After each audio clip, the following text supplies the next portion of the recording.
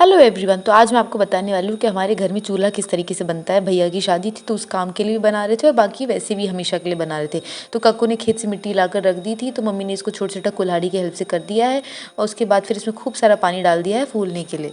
और यहाँ पर 5-6 घंटे मिट्टी अच्छे से फूलने के लिए रख दी। वैसे तो एक दिन पूरा रखते हैं बट हमारे पास टाइम नहीं था। उसके बाद फिर मम्मी यहाँ पर मिट्टी में भूसा मिक्स कर रही हैं। 3 बज गए थे ऑलमोस्ट। यहाँ पे मम्मी उसमें भूसा मिक्स कर रही हैं और अब इसी से चूल्हा बनाएंगे हम लोग। हेल्प के लिए मम्मी ने मौसी को भी बुलाया था और बड़ी मम्मी को भी बुलाया था।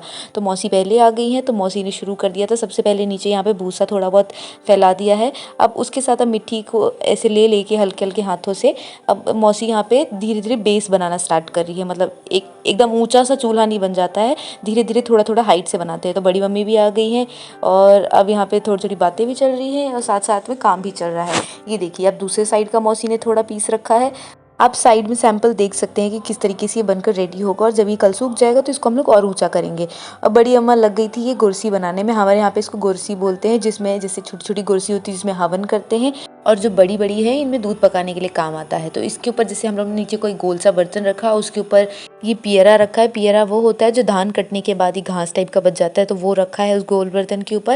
और उसके ऊपर फिर मिट्टी से एक बेस टाइप कैसे बना लेते हैं और हल्के हल्के पानी लगाते हुए सारा पूरा काम करते हैं। और आप साइड में देख सकते हैं बड़ी अम्मा ने जो एक बनाया है उसके ऊपर एक बेस भी बना रखा है, ताकि जब हम लोग उसको नीचे रखें, जैसे बर्तन में एक बेस होता है उसी तरीके से बेस बनाया हुआ है। अब मम्मी को देखिए, मम्मी ने ये टोकरी ले रखी, इसी तरह से एक सेम टोकरी मम्मी ने नीचे रखी, उसके ऊपर ये पियरा रखा हुआ है और वहाँ पर साइड में मम्मी मिट्टी का एक बेस रेडी कर रही है और उसको अच्छे से पियरा के ऊपर अच्छे गोल सा एकदम प्लेन सा बनाकर और अब मम्मी इसके ऊपर रख देंगी और ये पूरा एक बन जाएगा, एक पूरा एक शेप ले लेगा। इसके बाद हम लोग हल्के हल्के हाथों से पानी लगाते हुए इसको धीरे धीरे फैलाते भी रहेंगे और इसको एक शेप दे देंगे गोल सा, जैसे एक बर्तन बनाते हैं ना, सेम उसी तरीके से ये सारी चीज़ें बनती है। हो गया है नेक्स्ट डे और आज मौसी नहीं आई है, आज से बड़ी अम्मा आई है। तो अब जो हम लोग ने कल आपने देखा था मौसी ने चूल्हा बनाए हुए थे एक नीची हाइट से, आज बड़ी अम्मा ने उसको ऊंचा करा हुआ है और इसके कोनों को एकदम प्लेन कर रही हैं। आप देख सकते हैं हल्की हल्की थोड़ी थोड़ी मिट्टी बड़ी अम्मा लगाती जा रही हैं और आप देख सकते हैं सबसे पहले एक बीच में एक छोटा सा